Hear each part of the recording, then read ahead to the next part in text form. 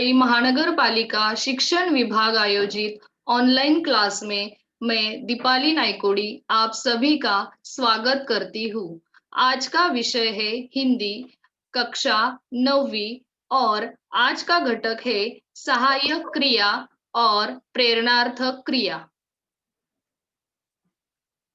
तो बच्चों, आज हम पढ़ेंगे सहायक क्रिया और प्रेरणार्थक क्रिया। तो चलो बच्चों, आज की तासिका को शुरुआत करते हैं। सबसे पहले सहायक क्रिया किसे कहते हैं, यानी कि सहायक क्रिया की परिभाषा क्या है, ये पहले हम देखते हैं। यहाँ पे परिभाषा का अर्थ है व्याख्या। तो सहायक क्रिया की व्याख्या हम देखते हैं। मुख्य क्रिया की सहायता करने वाली क्रिया को सहायक क्रिया कहते हैं। जो मुख्य क्रिया वाक्य में होती है उसे सहायता करने के लिए जो शब्द वाक्य में आता है उसे सहायक क्रिया कहते हैं। तो सहायक का मतलब है मदद करना। क्रिया को हम मराठी में क्रियापद कहते हैं, जो वाक्य के अंत में आता है। तो ये जो क्रिया है, इस क्रिया को सहाय करने के लिए जो शब्द प्रयोग आता है उसे सहायक क्रिया कहते हैं। सहायक क्रिया मुख्य क्रिया के अर्थ को स्पष्ट और पूरा करने में सहायक होती है। सहायक क्रिया का अर्थ है मदद करना। एक उदाहरण से हम देखते हैं सहायक क्रिया किसे कहते हैं। तो उदाहरण है, सार्वजनिक अस्पताल का नाम सुनकर मैं कांप उठा। इस वाक्य में कांपना ये मुख्य क्रिया है और उठना ये सहायक क्रिया है। तो बच्चों, इस वाक्य में मुख्य क्रिया को सहायता करने के लिए उठना ये सहायक क्रिया आई है, इसलिए इस वाक्य में उठना ये सहायक क्रिया है। अभी कक्षा 9वीं और कक्षा 10वीं दोनों कक्षा में हिंदी कृति पत्रिका में इस घटक के ऊपर किस टाइप का प्रश्न आता है वो हम यहाँ पे देखते हैं। तो व्याकरण विभाग में 1 अंक के लिए सहायक क्रिया के ऊपर प्रश्न पूछा जाता है। 2 उदाहरण हमें यहाँ पे दिए जाते हैं। किसी एक उदाहरण का उत्तर हमें लिखना है। उत्तर लिखते समय जैसा बॉक्स हमें कृति पत्रिका में दिया है वैसा ही बॉक्स हमें हमारी आंसर शीट में तैयार करना है। जैसे कि यहाँ पे आपको दिख रहा है, सहायक क्रिया पहला कॉलम है और दूसरा कॉलम है मूल क्रिया। दोनों कॉलम के उत्तर आप जब लिखोगे तभी आपको पूरा 1 अंक मिल सकता है। तो प्रश्न हमें ऐसा आता है, निम्नलिखित वाक्यों में से किसी एक वाक्य की सहायक क्रिया पहचान कर उसका मूल रूप लिखिए। दोनों से हमें एक कोई वाक्य का उत्तर यहाँ पे लिखना है और उत्तर लिखते समय हमेशा आपको याद रखना है कि टेबल बनाकर ही उनका उत्तर हमें लिखना है। तो सहायक क्रिया के कुछ उदाहरण हम यहाँ पे देखते हैं। प्रश्न हमें जिस तरह का पूछा जाता है वो प्रश्न ऐसा होता है, निम्नलिखित वाक्यों में से सहायक क्रिया को पहचान कर उसका मूल रूप लिखिए। उदाहरण हम देखते हैं। पहला उदाहरण है, बालक भूमि पर लेट गया। तो जैसा मैंने बताया है, हर टाइम आपको ऐसा टेबल बनाना ही है। पहला कॉलम है सहायक क्रिया और दूसरा कॉलम है उनका मूल रूप। तो बच्चों, सहायक क्रिया पहचानते समय हमेशा याद रखो, वाक्य के अंत में जो शब्द होता है वही उस वाक्य का सहायक क्रिया होता है। तो इस वाक्य में गया ये सहायक क्रिया है और गया इस शब्द का मूल रूप है जाना। दूसरा उदाहरण देखते हैं। एक गाड़ी कमरे के सामने आकर रुकी। इस वाक्य में सहायक क्रिया रुकी और रुकी इस शब्द का मूल रूप है रुकना। तीसरा उदाहरण है, वे गरीबों को फल अनाज देते हैं। इस वाक्य में सहायक क्रिया है और है इस शब्द का मूल रूप है होना। बहुत सारे बच्चों को है इस शब्द का मूल रूप पता नहीं होता, तो है इस शब्द का मूल रूप होना है, ये आप याद रखो। आगे का उदाहरण है, हम सभी समुद्र की ओर दौड़ पड़े। इस वाक्य में सहायक क्रिया है पड़े और पड़े इस शब्द का मूल रूप है पढ़ना। पांचवा उदाहरण है, हम समय पर स्टेशन पहुंच गए। इस वाक्य में सहायक क्रिया है गए और गए इस शब्द का मूल रूप है जाना। बच्चों, आपको उत्तर लिखते समय सहायक क्रिया और मूल रूप दोनों ही लिखना है, तभी आपको इस प्रश्न के लिए जो 1 अंक है वो मिल सकता है। आगे का उदाहरण है, कोई भी आए मैं चुपचाप पड़ा रहूंगा। इस वाक्य में सहायक क्रिया है रहूंगा और रहूंगा इस शब्द का मूल रूप है रहना। सातवां उदाहरण है, रमजानी काम में जुट गई। इस वाक्य में सहायक क्रिया है गई और गई इस शब्द का मूल रूप है जाना। आठवां उदाहरण है, गोवा का नाम सुनते ही मन प्रसन्न हो गया। इस वाक्य में सहायक क्रिया है गया और गया इस शब्द का मूल रूप है जाना। नौवां उदाहरण है, मीना को हॉकी खेलना पसंद है। इस वाक्य में सहायक क्रिया है और है इस शब्द का मूल रूप है होना।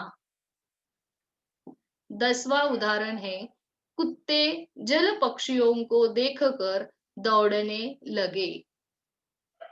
इस वाक्य में सहायक क्रिया है लगे और लगे इस शब्द का मूल रूप है लगना।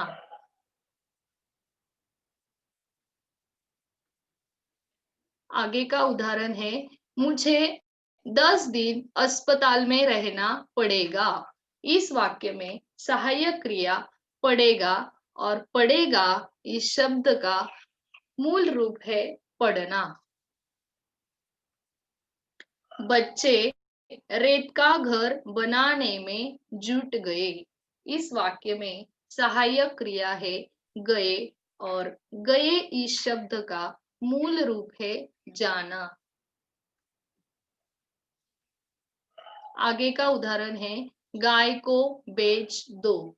इस वाक्य में दो ये सहायक क्रिया है और दो इस शब्द का मूल रूप है देना। आगे का उदाहरण है, उसने फिर मौन धारण कर लिया। इस वाक्य में सहायक क्रिया लिया और लिया इस शब्द का मूल रूप है लेना। आगे का उदाहरण है, उनके रीति रिवाजों का अध्ययन करना पड़ा। इस वाक्य में सहायक क्रिया पढ़ा और पढ़ा इस शब्द का मूल रूप पढ़ना। रूपा का मन सुन्न हो गया। इस वाक्य में सहायक क्रिया गया और गया इस शब्द का मूल रूप है जाना। तो बच्चों, ये सारे उदाहरण हमने अभी सहायक क्रिया के ऊपर देखे हैं। तो सहायक क्रिया पहचानना बहुत ही आसान है। वाक्य के अंत का जो शब्द है वही सहायक क्रिया ज्यादातर होती है और सहायक क्रिया का मूल रूप भी आपको लिखना है। जब हम कृति पत्रिका में उत्तर लिखेंगे तभी आपको ये टेबल बनाना जरूरी है। टेबल में सहायक क्रिया और मूल रूप ऐसे 2 कॉलम बनाओ और दोनों कॉलम के उत्तर आप जब लिखोगे तभी आपको पूरा 1 अंक मिल सकता है। तो बहुत ही आसान ये व्याकरण का घटक है और बड़ी आसानी से ही हमें ये 1 अंक मिलता है। तो ये सारे नियम हमें सहायक क्रिया के लिए ध्यान में रखने हैं। दूसरा जो आज का घटक है वो हम अभी देखते हैं, प्रेरणार्थक क्रिया। प्रेरणार्थक क्रिया किसे कहते हैं, यानी प्रेरणार्थक क्रिया की परिभाषा क्या है वो हम पहले देखते हैं। यहाँ पे परिभाषा का मतलब है व्याख्या। तो प्रेरणार्थक क्रिया की व्याख्या हम पहले देखते हैं। जिस क्रिया से ज्ञान हो कि कर्ता स्वयं कार्य को न करके किसी अन्य से वो कार्य करने को प्रेरणा देता है, उसे प्रेरणार्थक क्रिया कहते हैं। तो बच्चों, प्रेरणार्थक क्रिया में जो कर्ता होता है वो स्वयं कार्य नहीं करता, किसी अन्य व्यक्ति से वो किसी अन्य व्यक्ति को कार्य करने के लिए प्रेरणा देता है, उसे प्रेरणार्थक क्रिया कहते हैं। मूल द्विअक्षरी धातुओं में आना तथा वाना जोड़ने से प्रेरणार्थक क्रियाएं बनती है। प्रेरणार्थक क्रिया बनाते समय प्रथम क्रिया बनाते वक्त हमें आना प्रत्यय लगाना पड़ता है और द्वितीय प्रेरणार्थक क्रिया बनाते समय हमें वाना प्रत्यय लगाना पड़ता है। उदाहरण से हम देखते हैं, यहाँ पे पढ़ ये द्विअक्षरी धातु या शब्द है, तो उनका प्रथम क्रिया पढ़ाना और द्वितीय क्रिया पढ़वाना। तो आप यहाँ पे देख सकते हैं, पहला जो प्रथम प्रेरणार्थक क्रिया है, आना प्रत्यय से वो शब्द बना है पढ़ाना, और द्वितीय प्रेरणार्थक रूप बनाते समय वाना प्रत्यय लगाया है, तो शब्द बना है पढ़वाना। दूसरा उदाहरण है चलना, चलाना, चलवाना। अभी 9वीं और 10वीं दोनों कक्षा में हिंदी कृति पत्रिका में इस घटक के ऊपर भी 1 अंक का प्रश्न पूछा जाता है। तो प्रश्न आपके सामने है। अभी प्रश्न कैसा पूछा जाता है वो हम पहले देखते हैं। निम्नलिखित में से किसी एक क्रिया का प्रथम तथा द्वितीय प्रेरणार्थक रूप लिखिए। यहाँ पे भी एक टेबल दिया जाता है। टेबल में 2 उदाहरण होते हैं। किसी एक उदाहरण का उत्तर हमें यहाँ पे लिखना है। दोनों क्रिया के रूप हमने बराबर लिखे तो ही हमें पूरा 1 अंक मिल सकता है। तो टेबल में एक कॉलम होता है क्रिया, दूसरा कॉलम है प्रथम प्रेरणार्थक रूप और तीसरा कॉलम है द्वितीय प्रेरणार्थक रूप। तो ऐसा ही टेबल हमें कृति पत्रिका में बनाना है और उत्तर लिखना है। तो प्रथम प्रेरणार्थक और द्वितीय प्रेरणार्थक रूप कैसा बनता है, इसके हम कई उदाहरण अभी देखते हैं। 3 कॉलम है। पहले कॉलम में क्रिया यानी धातु मूल शब्द होता है। दूसरी कॉलम में हमें उसी धातु का प्रथम प्रेरणार्थक रूप लिखना है और तीसरी कॉलम में द्वितीय प्रेरणार्थक रूप लिखना है। तो यहाँ पे मैंने बहुत सारे उदाहरण दिए हैं, वो उदाहरण हम यहाँ पे देखते हैं। पहला उदाहरण है दौड़ना। प्रथम प्रेरणार्थक क्रिया बनाते समय हमें जो शब्द दिया है उस शब्द को आना ऐसा प्रत्यय लगाकर वो शब्द बनाना है। तो यहाँ पे प्रथम प्रेरणार्थक क्रिया है दौड़ाना। आप देख सकते हैं, दौड़ना इस शब्द को आना प्रत्यय लगाकर उसका प्रथम प्रेरणार्थक क्रिया बना है दौड़ाना। द्वितीय प्रेरणार्थक रूप बनाते समय शब्द को वाना प्रत्यय लगाकर शब्द हमें बनाना है। तो द्वितीय प्रेरणार्थक रूप बना है दौड़वाना। दूसरा उदाहरण है मिलना, मिलाना, मिलवाना। यहाँ पे भी आना प्रत्यय प्रथम क्रिया में लगा है और वाना प्रत्यय द्वितीय प्रेरणार्थक रूप में लगा है। प्रत्यय हमेशा शब्द के बाद लगता है, ये भी आपको ध्यान में रखना है। तीसरा उदाहरण है गिरना, गिराना, गिरवाना। चौथा उदाहरण है चढ़ना, चढ़ाना, चढ़वाना। पढ़ना, पढ़ाना, पढ़वाना। आगे का उदाहरण है उड़ना, उड़ाना, उड़वाना। सभी उदाहरण आप देख सकते हैं। उदाहरण में प्रथम क्रिया बनाते समय आना प्रत्यय लगा है और द्वितीय प्रेरणार्थक क्रिया बनाते समय वाना प्रत्यय लगा। अभी और कई उदाहरण हम यहाँ पे दिखते हैं। दिखना, दिखाना, दिखवाना, बैठना, बैठाना, बैठवाना, खुलना, खुलाना, खुलवाना, चलना, चलाना, चलवाना, मचना, मचाना, मचवाना, डरना, डराना, डरवाना, लगना, लगाना, लगवाना।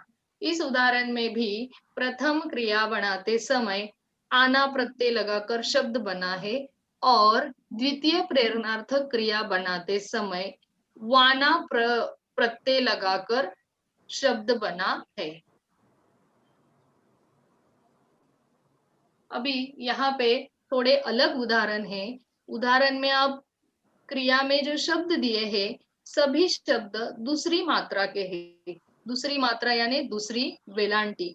तो एक नियम आपको यहाँ पे ध्यान में रखना है।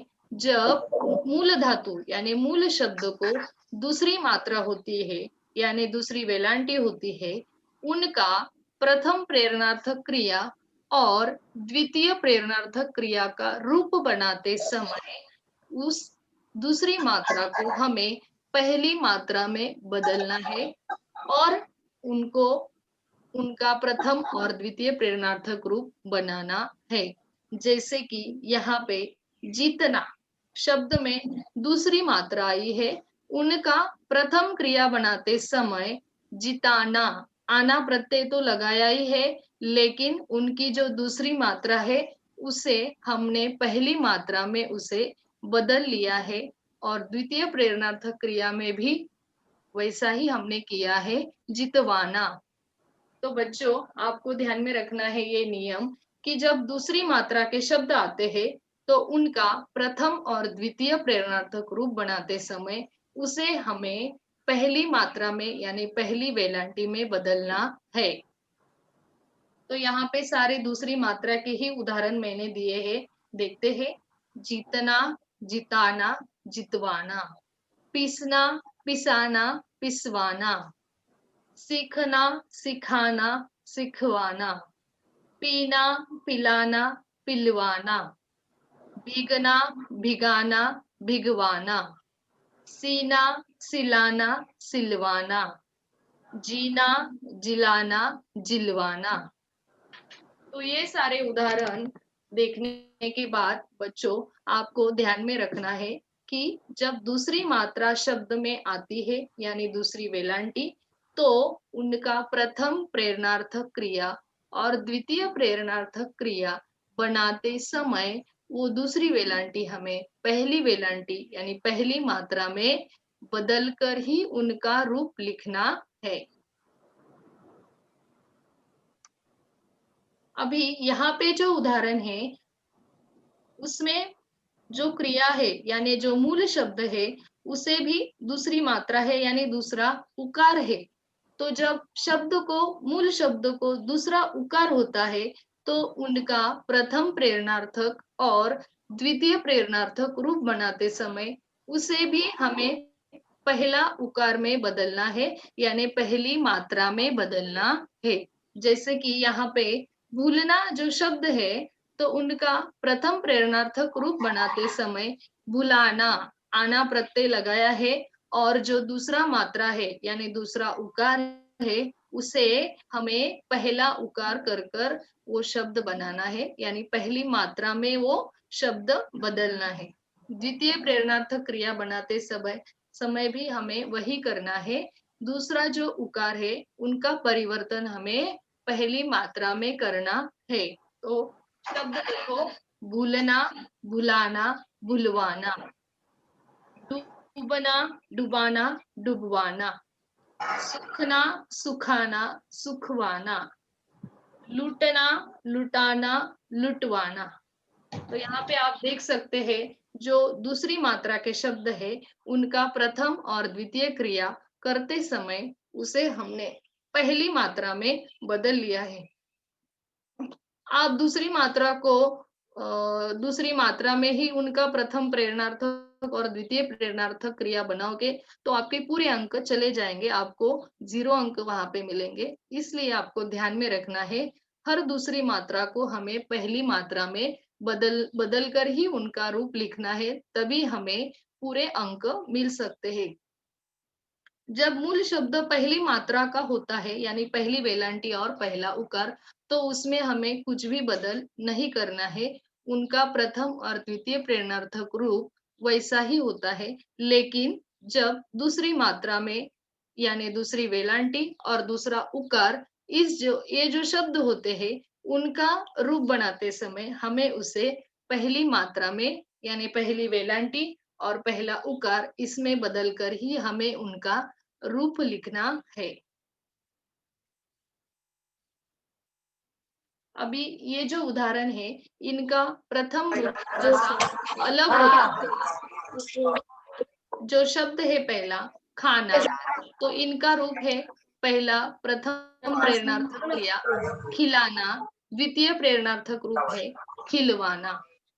दूसरा उदाहरण है सोना, उनका प्रथम प्रेरणार्थक रूप है सुलाना और द्वितीय प्रेरणार्थक रूप है सुलवाना। तीसरा उदाहरण है देना, इनका प्रथम प्रेरणार्थक क्रिया है दिलाना, द्वितीय प्रेरणार्थक क्रिया है दिलवाना। रोना, प्रथम प्रेरणार्थक क्रिया रुलाना, द्वितीय प्रेरणार्थक क्रिया रुलवाना। धोना, धुलाना, धुलवाना। जागना, जगाना, जगवाना। ये जो उदाहरण है, इनका रूप थोड़ा सा अलग बनता है, इसलिए बच्चों आपको ये सारे उदाहरण ध्यान में रखने हैं कि इनके प्रथम प्रेरणार्थक क्रिया कैसी बनती है। तो आज हमने सहायक क्रिया और प्रेरणार्थक क्रिया, इन व्याकरण के दो घटक का अध्ययन किया है। सहायक क्रिया के ऊपर हमें 1 अंक के लिए प्रश्न पूछा जाता है और प्रेरणार्थक क्रिया के ऊपर भी हमें 1 अंक का प्रश्न पूछा जाता है। प्रश्न बहुत ही आसान होता है, प्रश्न के नियम भी बहुत ही आसान है। तो मुझे आशा है ये आज के 2 घटक आपके अच्छी तरह से समझ में आए होंगे। तो सहायक क्रिया और प्रेरणार्थक क्रिया, इसके ऊपर मैंने आपको छोटा सा यहाँ पे स्वाध्याय दिया है, तो स्वाध्याय देखते हैं। निम्नलिखित वाक्यों में आई हुई मुख्य और सहायक क्रियाओं को रेखांकित करते दी हुई तालिका में लिखिए। यहाँ पे कई उदाहरण मैंने दिए हैं और उदाहरण को पढ़कर आपको उदाहरण में आई हुई सहायक क्रिया और उनका मूल रूप बाजू में जो टेबल दिया है उसमें आपको लिखना है। तो उदाहरण मैं पढ़ती हूँ। उनके रीति रिवाजों का अध्ययन करना पड़ा। इस वाक्य में सहायक क्रिया आई है, उस सहायक क्रिया को ढूंढकर आपको लिखना है और उनका मूल रूप आपको लिखना है। दूसरा उदाहरण है, माता पिता का यह रंग देखकर तो वे बूढ़ी काकी और सताने लगे। तीसरा उदाहरण है, उसकी ननद रूठ गई। चौथा उदाहरण है, वे हड़बड़ा उठे। आगे का उदाहरण है, वे पुस्तक पकड़े न रख सके, उन्होंने पुस्तक लौटा दी। समुद्र स्याह और भयावह दिखने लगा। मैं गोवा को पूरी तरह नहीं समझ पाया। काकी घटनास्थल पर आ पहुंची। अवश्य ही लोग खा पीकर चले गए। इन सारे उदाहरणों से आपको सहायक क्रिया और उनका मूल रूप ढूंढकर लिखना है। आगे प्रथम प्रेरणार्थक रूप और द्वितीय प्रेरणार्थक रूप आपको लिखना है। ऐसा ही टेबल आपको नोटबुक में बनाना है। जो मूल क्रिया है उनका प्रथम और द्वितीय प्रेरणार्थक रूप यहाँ पे लिखना है। मूल क्रिया देखो, भूलना, पीसना, मांगना, तोड़ना, बेचना, कहना, नहाना, खेलना, खाना, फैलना, बैठना, लिखना, जुटना, दौड़ना, देखना, जीना। ये 16 उदाहरण है हर एक उदाहरण का आपको प्रथम और द्वितीय प्रेरणार्थक रूप लिखना है। रूप लिखते समय आपको सारे नियम याद रखने हैं। दूसरी मात्रा के शब्द जो है, उनका रूप बनाते समय उसे पहली मात्रा में बदल लेना है। तो आशा करती हूँ आज का ये जो क्लास है, वो आप सभी को समझ में आया होगा।